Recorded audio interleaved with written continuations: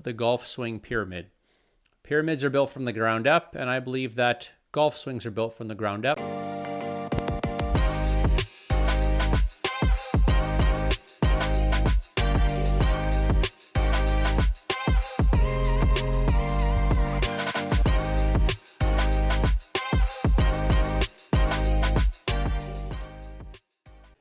Hey there, welcome to episode 11 of the Golf Never Sleeps podcast. My name is Ryan Roblard, PGA of Canada golf professional. I'm your host. And on this podcast, I like to share some information to help you play better golf and practice more efficiently. Today's episode, I have titled The Golf Swing Pyramid. Pyramids are built from the ground up, and I believe that golf swings are built from the ground up. And what I want to talk about today is when a player shows up to me for a lesson, whether it be a player that I've given lessons to before or a first-time assessment, the process that I go through and the things that I look for, and kind of specifically the order that I look at them in. I don't want to necessarily call this a swing model because I don't believe that everyone swings or should swing the exact same way. But I guess just the checks and balances that I go through when looking at a player's golf swing. And what I hope is whether you are a new player or a seasoned golf veteran, that if you assess your own golf swing or if you look at making changes to your own golf swing, maybe if you were to go through these checks and balances in the way that I do, you might not waste as much time and maybe get to the problem a little bit quicker. So let's dive into it. Very, very, very common thing that we talk about a lot in golf is the grip. And I know that there's a lot of videos out there about the way we should move our body, pressures, rotation, different things like that. And don't get me wrong, all of those are important. But ultimately, the grip holds on to the club hits the golf ball, and club face is king.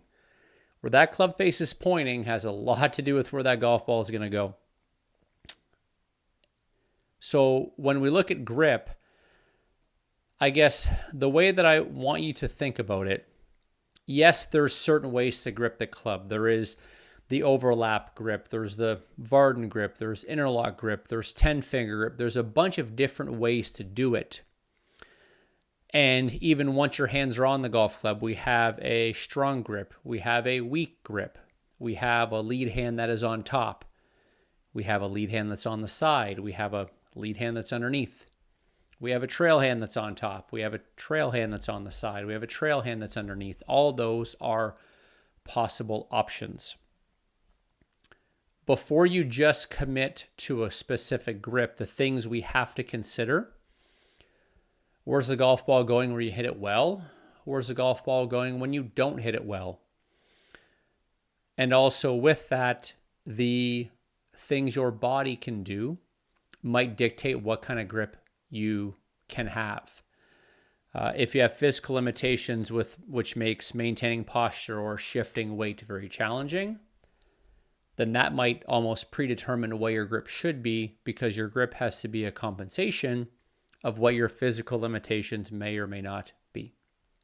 So the grip is extremely important. It has a lot to do with where that golf ball is going to go directionally. But I think that we have to look at the player's body as well to see what the body can do to help determine what that grip should be. There's a very famous golf instructor named Mike Adams where he has a system where he considers the player's overall height in relation to their wingspan. And he also measures out the length from your knuckles to your elbow, and then from your elbow to your shoulder. So essentially the length of your forearm versus the length of your bicep, to help give us a little bit of an understanding. I've started to measure my players as I've paid attention to more of his information, because especially an easy one is players who have wingspans that are longer than their height, so longer arms. That has a certain type of posture, and usually players that have longer arms maybe tend to have the club a little bit more upright in their golf swing because they can have more bend, as opposed to a player that has arms that are shorter than their height, where that player might have a backswing or a golf swing that maybe is a little bit more flat, a little bit more round, and as a result, the grip needs to change. So we'll leave that for the grip for now. Setup is the next thing that I look at. After I take a peek at what that player's grip is like, I will always look at their setup. And a question for anyone that's taken lessons from me, you've been asked this question before. Do you have more weight on your toes or your heels? And you have more weight on your left foot or your right foot?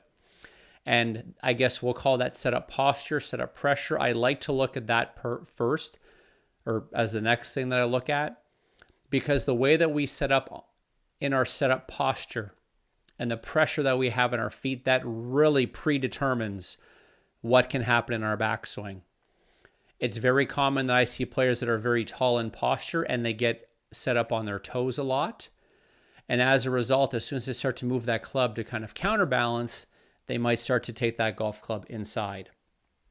So setup is very important. I guess I'm going to stop saying it because it's all important. One thing that I look at from down the line is if I was to draw a line from your armpit straight down. If you're looking from down the line and you were to draw a 90-degree line down from your armpit line, that usually tells me where your pressure is.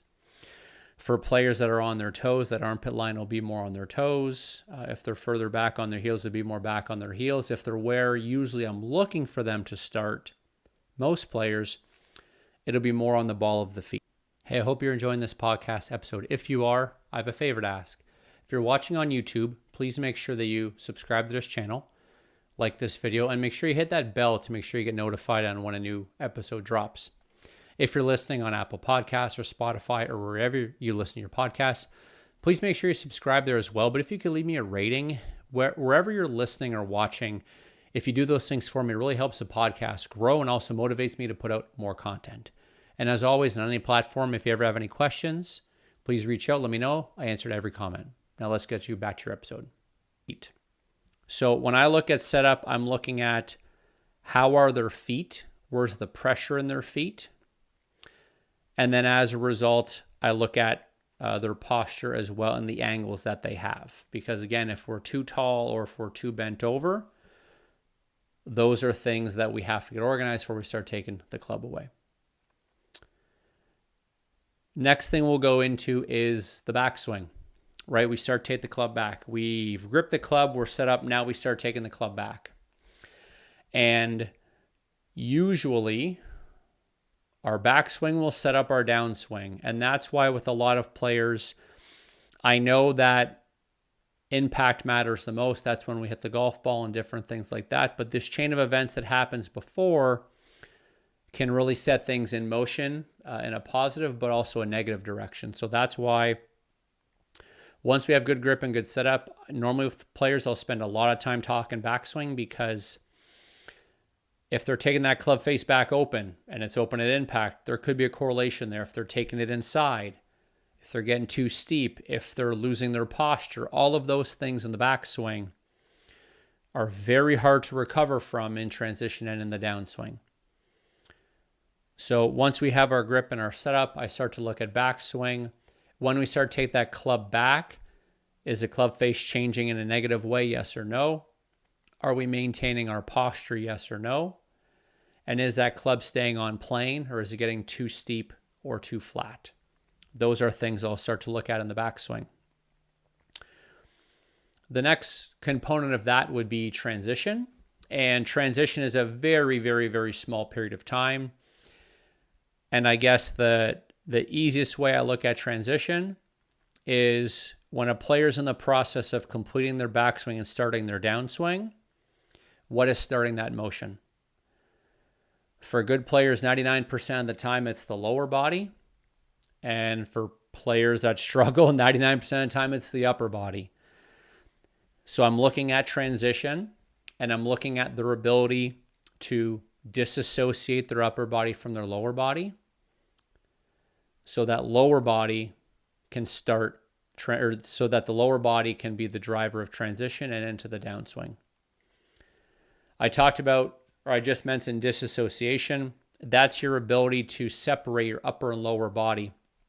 For a lot of players, that maybe have some physical limitations or struggle with the way that they move their body, they'd have a very hard time disassociating. And a way to think about it is, can you keep your lower body perfectly still as you rotate your upper body back and forth? And vice versa, can you keep your upper body very still as you rotate your lower body back and forth? It's a very quick test on if you can disassociate. Most players or most golfers don't think of it that way, especially the very first time that we have them go through a test. It's a very simple test. It's a test that you run in most TPI level 1 screens, dissociation test. But that's very important. So I'm looking at, does a player have the ability to disassociate?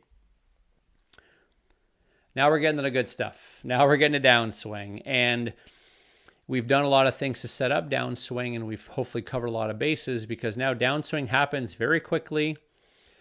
There's not a lot of time. There's a lot of things that happen. The body's moving very fast. The club is moving very fast.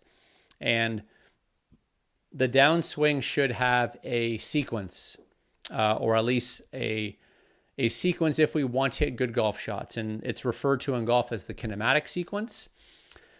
Now, I'm not saying that you can't play good golf unless you follow this sequence, but I think it gives us a chance to maximize your potential, especially when we're trying to maximize how fast you move the club. And what I'm looking to see as we work into the downswing is the lower body leading, then the upper body taking over, and then the arms taking over, and then the hands getting us to impact. And if you were to stand straight up with your arms in the air, think of that pyramid approach, the proper sequence on how we want that downswing to unwind is from the ground all the way up to the hands, with the hands being the last thing to be used to get the club to the golf ball. There's a lot to unpack in downswing, but for the sake of this episode, I'm going to just leave it at that. Impact position, the moment of truth. A lot of players love to obsess and look at their impact position. I think it's extremely important as well to see where that club face is pointing, where our hands are relative to where our ball position is. If the hands are ahead, if the hands are behind, do we have sufficient rotation in our upper body and our lower body? Do we have enough pressure that has shifted from back to front? Those are different things we can look at impact. And I look at all of them in fairly deep detail. But again, for the sake of this podcast, I'm just kind of giving you a summary of the way that I look at things. Follow through and finish position. I know that there are more and more players on tour that have some pretty funky footwork and do a lot of things in terms of the way that they move. I guess when I look at a lot of my players, their ability to hold their balance, I think, tells me a lot of how much control they have in their golf swing. And for players who struggle holding their balance, I'm often looking at what motor control are we lacking here? Or sorry, maybe not motor control is the wrong word, but what part of our body needs to be more activated, whether it be our core, whether it be where our weight shift is, whether it be how we get onto our lead side. Usually if a player is constantly falling back or falling forward, they either have an ankle problem or maybe a knee problem that's preventing them from holding their balance, or they just have a lot of excess movement going on. And if we can, I like to organize why that is. And usually a good test, when players make really good swings, they're able to get to a pretty balanced position. So I know I've talked through a lot there. If I was to summarize the order of operations when I'm looking at a player's golf swing, especially once I've seen the player hit some shots, we can identify pretty quickly what their miss is, whether what they tell me or just by what I see by their ball flight. And I'll normally go through that order of operations, because if a player comes to me and tells me that they have an impact position problem, it's unlikely that their downswing and their backswing and their takeaway and their setup and their grip, it's unlikely that all those are perfect.